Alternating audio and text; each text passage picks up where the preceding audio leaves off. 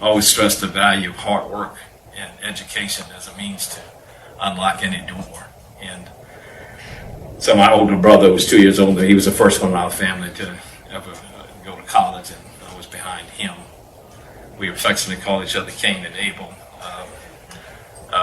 So we had a sibling rivalry throughout our whole life. And growing up in New Orleans, next year's now we can really start. Yeah, okay. I started in the beginning when I was born July 7, 1953, Charity Hospital in New Orleans. Just celebrated the birthday. Diane and I are 69. And as we told our grandchildren, our granddaughter is 6 and one of our grandsons is 9, so we told them we're your age, 6, 9. Diane is 5 years younger, 5 years younger, 5 years older than she is, so she just had her birthday yesterday. And I can always remember when I started at Teche Clinic because I started on her birthday, July 12, 1982. And I have to correct these are my little props, my 30-year and 10-year thing. But I have to correct the HR department because they said it was July the 11th. And those that know me, knowing that I'm a pack rat, I have actually original copies. Tonette, you would appreciate this. You all know Dr. Crowser Wood from Tulane. You're talking about we had the first residency affiliated program with a medical school years ago when we did preventive medicine. And ironically, I was on I think Angela went on a call with Eric Baumgartner where you and Eric spoke at our 20-year, I think, reunion for Teche Clinic. But I've kept my acceptance letter from Tulane. It's dated January 15, 1975. Was especially important to me.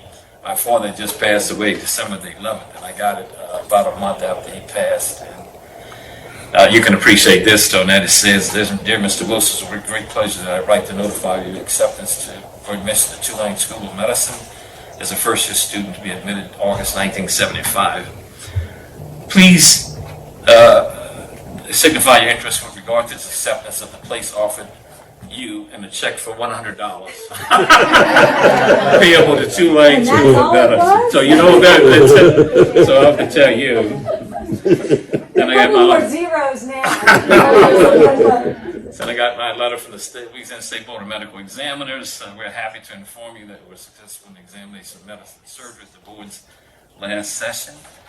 This letter has special meaning to me because I was waiting for it, and when we received it, my wife, Diane, brought it to me. I was an intern at Charity Hospital, and I was on I think I must have been in the ER, and she went to the operator and said, "Could you page my husband?" And the operator was not very cordial, saying, "Well, she says her husband's a doctor, but I don't know." so they wouldn't page me. And a good friend of mine, Sir Rodney Higgins, who had graduated, who tragically developed encephalitis. I think you know about Rodney. And he actually was coming off the elevator, saw Diane, and he knew where I was, and he came and got me. And so this letter, she brought the letter because she didn't open it. She was like, "I think this is the letter you were waiting for." And so I got it. Then, of course, that was followed by this weather-worn letter. It's personal, and you may recognize that, Tonette, from the American Board of Internal Medicine. And the first words you always want to hear is, "Congratulations, you've been successful."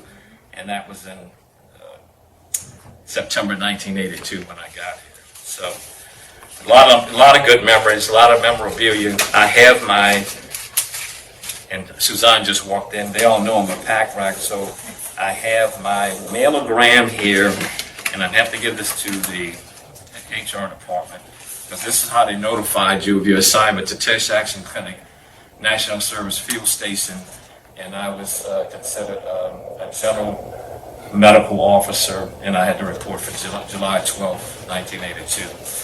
And then I kept my evaluations that I received from Alice Jurczyński.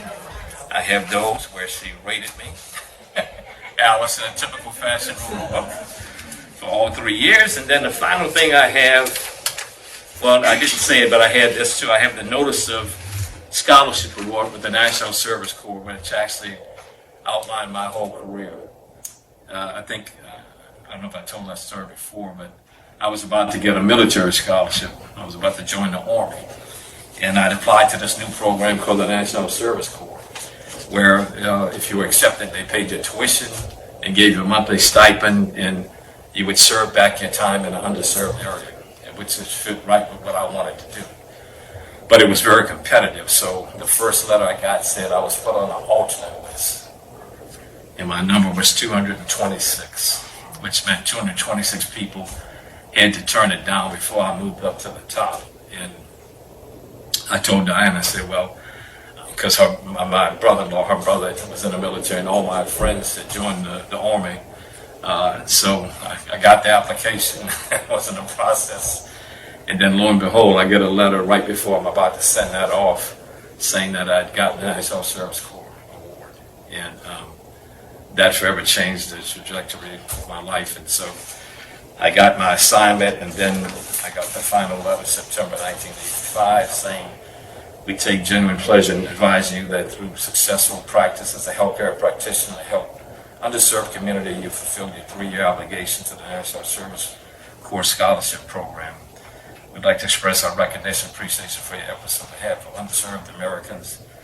We are certain to share our pride and accomplishment with health professionals responsible for the attainment of this mission of the National Service Corps.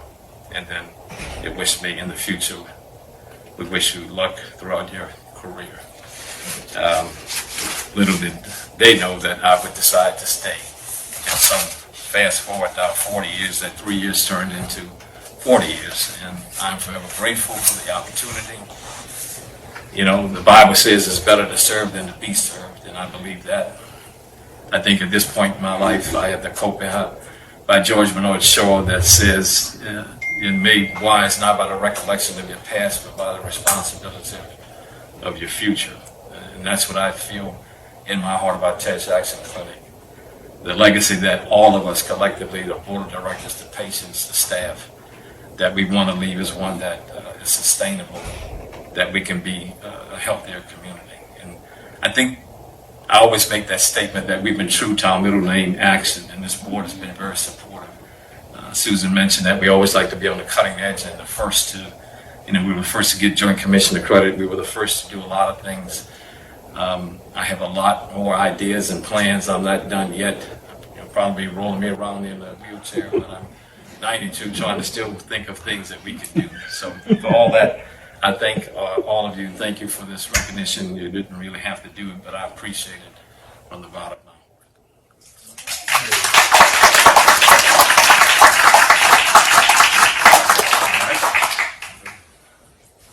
I was supposed to introduce you, The two of us, don't put the two of us in a room together. We might run for governor and lieutenant governor. The first time I met Dr. Wiltz was, it was 1982, and I think it was late summer. Mm-hmm. And I'd just gone through a bruising election for mayor and had survived it and won it, and was full of tea and gin. and went to see Diane and Doc. It was at the clinic, or I don't remember exactly where, but the conversation came up, we're looking for a house. We'd like to buy a house. That's right. I said, well, there's a nice house on First Street that the people are trying to leave. And shortly after, that became the Wiltz residence. But I want to say on Dr. Wiltz's long career, and I was involved with the board since the beginning. We really, under his guidance, took off in the 80s, the late 80s, when the federal government for the first time made awards for expansions in facilities. They had never done that before. It was only the finances that they would give only to run the clinic. So he and I was still the mayor. I thought I'd be the mayor 1 or 2 times, and then 16 elections later, here we are. But we got in the plane, and we went to Washington, and it was like Mr. Smith we were walking through mud trying to get to the place where the thing was, but we had done our work. This was before GPS, so we saw the Hilton sign in the sky and just drove there. Didn't have GPS. And we got there, the guy said, you're at the wrong Hilton. but they felt sorry for us, so they let us stay there. So we finally got to the train, to the subway station, came out on top, and we looked, well, that's a building over there. It was just this long field full of mud. We walked through that long field, but we got there, and we had an appointment with the guy who was in charge of the process. And we found out before we left that he was a dentist, and so we went and took pictures of our dental unit, which was in the wash shed at 606. We had, I think, an old beat-up washing machine on the side or something like that. Yeah, we had that out of view. We put it in that view to show him. Yeah. But when the city inspectors came, we kind of hit that out of view. So we gave him the book and said, you know, this is where we operate. Just, that's where you operate. Y'all wouldn't know. I happen to know that I was a dentist. You're a dentist. We went from, I think, of 170 applications from maybe 80 or 90 to one of the top 12 and got funded. Yeah. And only gave about 10. And since then, we've never really looked back. We've gotten better at getting grants. The federal government and the state government has gotten better at giving them, realizing that the underserved needed service. And making that was not an easy thing, but it was a thing that was collectively done over the years. And so I want to close by saying that. Well, to your point, we just shared with the board, HRSA actually gives you your cumulative total amount of money that you've received as an organization. And since I've been here, Teche Clinic has received over $70 million in grant funding. I happened to get a call the other day from Bernie Boudreaux, the former district attorney here, and he said, wow. He said, I just stopped to visit Dr. Wiltz. This is a marvelous operation. I said, well, that's the main one. You ought to see the rest of them. We have, I don't know, 13 in 6 different parishes. And we were dead last. Louisiana was dead last in our effort. I don't know where we are now, but it's certainly come up in Teche Action under Dr. Wiltz's leadership has gotten us there. So, congratulations. All right. Got another Yeah, I think what we did too was everybody. Well, thank you. I'm sorry, I didn't know you were going to introduce me. So, I know, Mr. Willis. I'm always moderating, it seems, you know.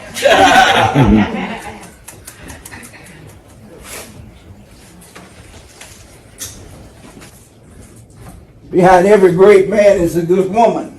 Absolutely. And if it wasn't for Diane, Doc would not be here. So thank you, classmates, for reeling him in. Because These 3 are classmates, by the way. Here. Not many people stay on a job that long. He's a hard worker. He's my primary physician. He's helped me in the field of education because we used to do a career day at Franklin Junior High. I didn't have to worry about Teche Clinic. I called them once, and every time we would do it, they would be there. Other people would say, well, they were kind of busy. But he would send several folks to come over.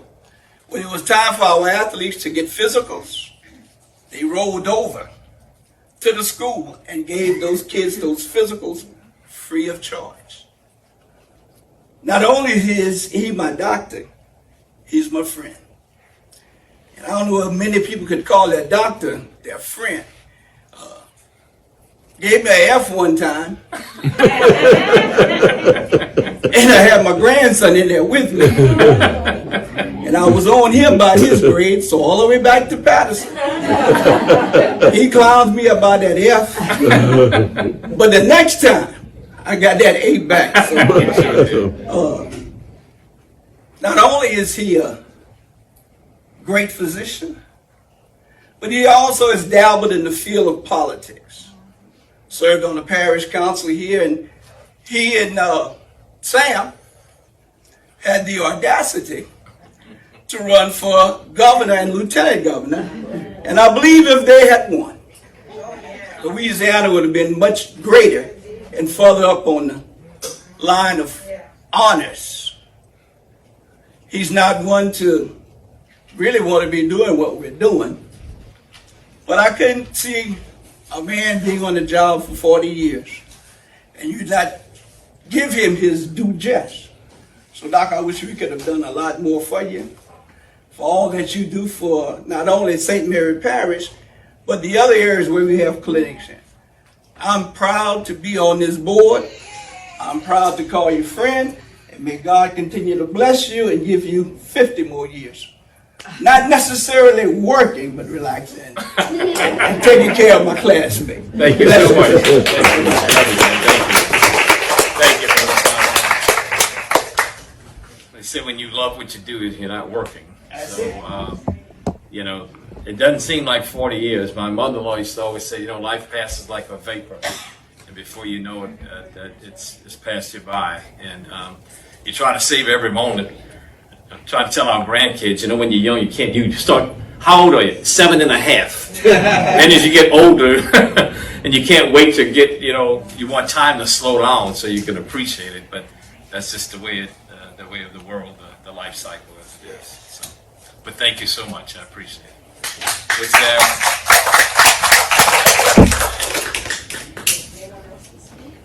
Anyone else? I want to say a few words. And I'm going to try to say these words without getting too emotional. First of all, I'll introduce you. Okay. She is Ed Paul's daughter. Okay? He knew her father. He always introduced himself in a baritone way. My name is Ed Paul when he would pull his fingers. I feel like I can't let this opportunity go by without saying something.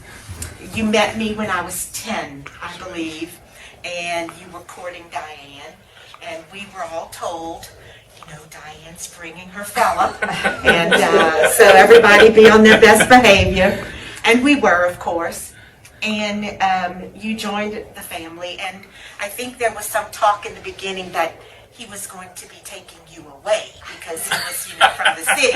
I can remember some little shoo-shooing about he's going to be taking Diane away. And I remember Mom saying, well, you know, we wish her the best and all of that. So you stayed.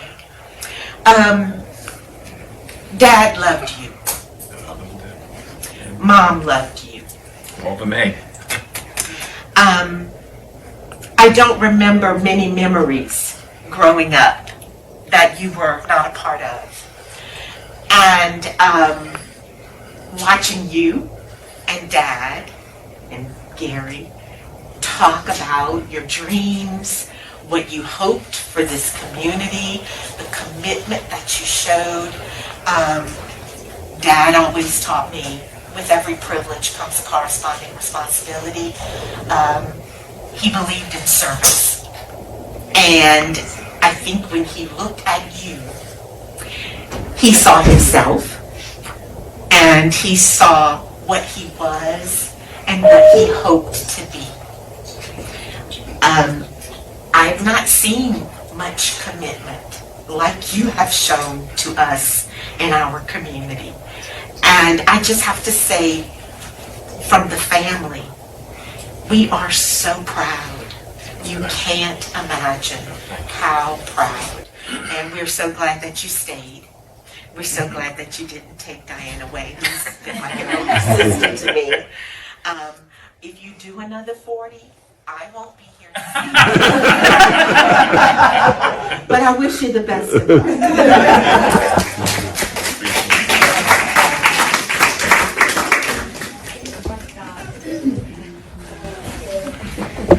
So I can't also let this moment go by because I didn't know what Teche Action Clinic was until about 22 years ago. I got into the community health and I did home health. So one of the first patients I walked into their house, I had to pick up the phone and call Dr. Wiltz. Wonderful, committed to the patient, had a whole plan laid out for the weekend for us. And I was just really impressed. And as I worked with you through the years and I've come to know Teche, I've seen your commitment, I've seen your passion, your drive. You love what you do, you love medicine, you love the community, you love your patients, and all of us here, you're committed to the employees too. And it's rare, you just don't see that in all the achievements. Every time I pick up a magazine or I look at TV, or there you are, pushing for patients to have more, and to let everybody know out there that there's people out there that are forgotten. You're their voice, and I'm proud to be as the years have gone by, I can't say how proud I am to be a member of Teche Action Clinic because of your commitment and your leadership, and you know, you just are so committed, and I'm proud to be standing here. And thank you for everything. Appreciate that. Some people think I should be committed to an institution, but that's Okay, hello everyone. My name is Suzanne Wiltz. This is my father.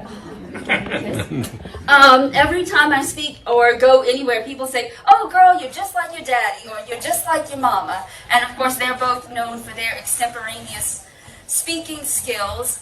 But knowing Dad as I do, I will keep my remarks brief because he wants people to get back to the workday and the productivity that Teche Action Clinic is known for. So I just want to say some remarks on behalf of the family. Of course, you all know him as Dr. Wiltz or Doc, boss, friend, perhaps counselor in certain situations, crisis manager, etc., etc.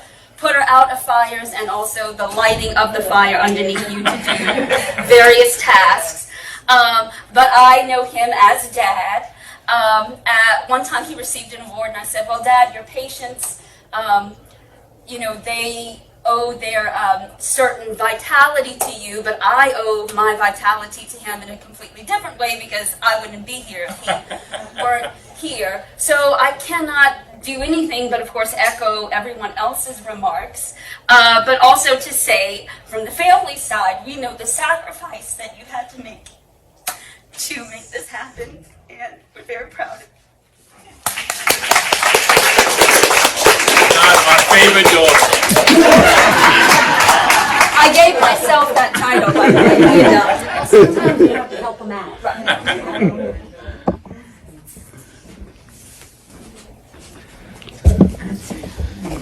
I said I wasn't going to say anything, but just one more thing that I have to acknowledge. I acknowledge that I am one of his first patients. I was one of the ones that trailblazed when he first came, and we kind of protected him because he was young and we wanted no one to touch him unless they were going to do it in a meaningful way. So we corralled the patients and made sure that the patients came and we knew how to act, and we appreciated all that he has done. Personally, he has done so much for our community, so much for our families, and I can attest that you could talk to him, he will serve you, he will advise you, and he will tell you what you need to know. I appreciate you from the bottom of my heart. Happy birthday. Have a long, extended life. God bless you. Thank you.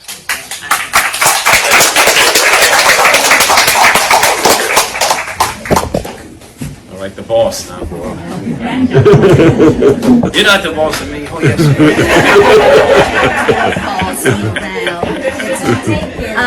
On a side note and a funny note, when Gary did come to Franklin, and Carla, as she said, was 10 years old, what you may not know is Carla always spoke the way she's speaking now. Gary came from New Orleans. You know, they have that New Orleans twang and everything. So when Carla leaves, I think she had to go to the bathroom or something. Gary looks at me and he goes, "Is that little girl for real?" I said, "I don't know what you mean." Yeah, why are you asking me that? He said, "Does she always talk like that?" I said, "Oh, yeah. And when you meet her daddy, you're going to understand why." So she always had that little proper way of, "Hello, Gary," and, you know, all of that. And he was just mesmerized by that. And as Carla said, thank God our family was very welcoming to Gary. Gary truly was my mother's second, well, no, my mother's third son, yeah, because our oldest brother drowned. But anyway, I just want to thank you all for taking care of him. Suzanne said that you all know him as Doc and this and that. I know that there's some expletive deletes that you all as well, and just too polite to say it in front of his face. But I thank you for that. I remember being at a meeting, I think this may have been when Gary first ran for some parish council, I think it was, when Mr. Washington had fallen off the roof and broken his neck, I think. And they came and asked Gary to, finish out their term. And I remember Sam and I were going around, and I said something, and I was underplaying, and I said, no, Gary's really not that whatever. I can't remember the term I said. And I remember Sam saying, but babe, he's different. And he's different in a good way. And he went on to allude, and I don't know, I can't verbatim say it, because he has that staying power. He has, and that was back way before he knew that he had that staying power. But I think Sam intuitively saw that in Gary. He took a marital vow to me, and he took one to this clinic. And truly, for richer, for poor, for better, for worse, until death do us part, because he has been courted by other medical people to come and work there. And he always says, no, I got to stay with Tash. I'm just a Tash boy, I'm going to stay here till, and he did. He chose Tash, or as they say, Tash chose him. And he truly does. I mean, I know he's grouchy as hell. That's Diane Freeman. But I'm not grouchy. Don't lie, because you'll have to go to confession. You'll have to go to confession. But as I always say, I want to thank you all for what you do with him, for him, and more often than not, in spite of him. I thank you for that. He truly is committed to serving the underserved, and we are very proud of him. And people would say Suzanne looks like Gary, and our obstetrician said, but she has a hidden resemblance for you. And I said, oh, okay, well, that's good. But I think she looks like me anyway. But yeah. So Gary, we're very proud of you, sweetheart. Thank you. Thank you. And he may have a funny hair, but no, I'm pulling him away. Thank you all. We actually, Diane and I will be celebrating 50 years in October. Oh, that's awesome. Yeah. First date, Cafe Du Monde. It was a $2 date. 15 cents for beignets, 15 cents for cafe au lait, and we went to St. Louis Cathedral afterwards. So, and the 15 cents for the bus. That's dating myself in New Orleans. All right, guys. Tonette, you wanted to say something? Tonette walked into this. She's actually going to be giving a lecture, and I'm running overtime with as soon as I, well, I hope it's all right that I would say something. Well, since all the real family, has spoken, Gary and I have sort of been connected for a number of years, and you all already mentioned that on the national level and way outside of the Franklin perimeter, he influences, and I can attest to that. I have the honor and the privilege to be able to collaborate and work with you, Gary, to bring the vision that you have on the national scene through some of the things that we are doing with the National Institutes of Health, for other activities that we do nationwide, and of course, we're so very proud of him for what he represents as a graduate of Tulane University School of Medicine, even with that $100, But I have to say, what I have always seen him do, he shows up, he steps out, he speaks up, and he takes action. I don't want to do anything in a community engaged way without Dr. Gary Wiltz by my side, and he knows that. I want to thank you for your leadership. They say noted and for notable leadership books and things that great leaders are those who know the way, they go the way, and they show the way. And you have done that in everything that I have seen you do, and you've got a testament of that here today with the love of the patients, the people that you work for, your family, but most importantly of what you're doing not only for your community, but how it's resonating nationally. So thank you, Dr. Wiltz, and for all that you do. We love you. And I've been partners in crime for a long time here, and I want to acknowledge Tulane, because without Tulane, I would not have had the background that my daughter's a Green Wave and my son's a Green Wave and my brother and brother-in-law, so our roots run deep with Tulane. So you wanted to test me for something? Or? Yes. Well, I just want to say that I've known Dr. Wiltz, or Gary Michael, as I call him from time to time, for 40 plus years, and it has been a blessing and an honor to work with you. And I've seen the good, the bad, and the ugly.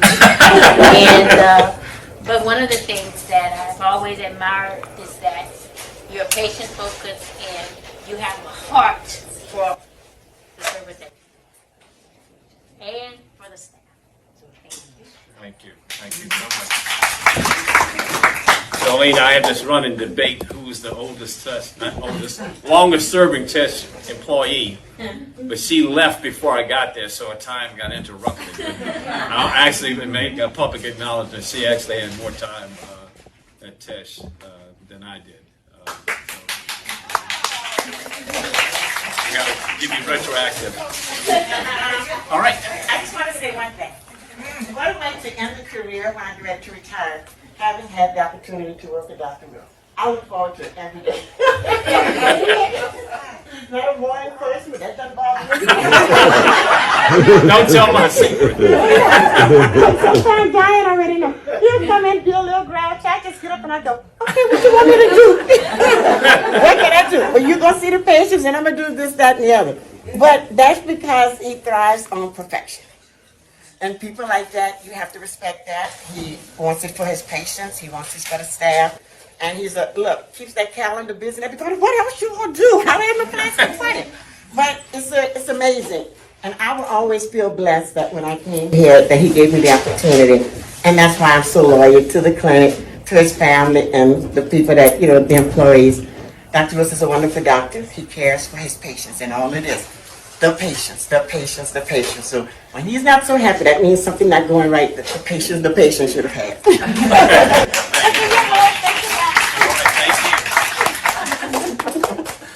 That's what I was teasing. I said, I'm going to bring my 30, you put a 4 over, and then you can say one in. Well, we can give you your presents now. Oh, okay. It was funny, when I was blessed to get the Robert Wood Johnson Award, they said that one of the things they wanted me to do was to take a year sabbatical. I was like, well, if I take a year off and do a sabbatical, there ain't no telling what will happen, I wouldn't know how to act if I had that much time. What is that, bigger than a bread box? I can see that. Wait, that's the story behind this. You were written at the doc, and I can't wait to tell him about it. It's a 2-part gift, okay? Now my family can tell you shouldn't be a barbecue grill because I've broken more treadmills than grills. Don't use it? No. Okay. All right. All right, so when you open it up, Thank I'll you so tell you. much. There's a long story behind this. Light. Okay, you say it's light. All goes into one. Should I open this? Yeah. All right. Yes, open it. Got Teche Clinic blue and white colors. Paper that glows in the dark. Oh, carrying bag. All right. That's what I'm talking about. Some luggage. So long. No, what do you mean? Trying to get rid of me here. Very nice. All right, very good. Well, you was the hardest person that somebody to think about something for. Mr. Willis wanted him to have a doctor's bag. Oh, this one. The companion. That's not just one, that's two. Very nice. Redwood. Open it up again. No body in there, I can see.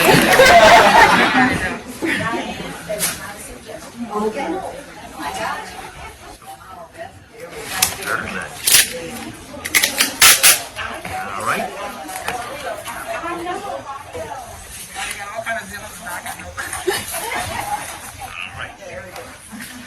What do you call those Russian dolls when you have a doll inside?